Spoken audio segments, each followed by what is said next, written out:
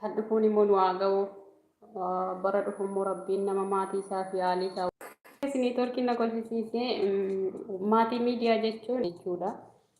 Maatii koo jechuun immoo maatii kan koo maamila keessa maatii naaf ta'a. Maatii kan koo na gargaaraati.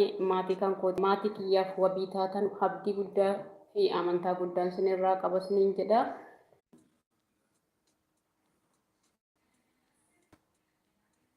Kabajaa fi jaalalaan isin gaafadha jechuudha.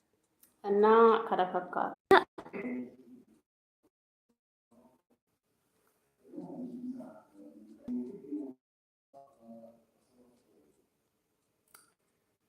Akkasii uummata kiyyaa maaluma taati maal rakkatte.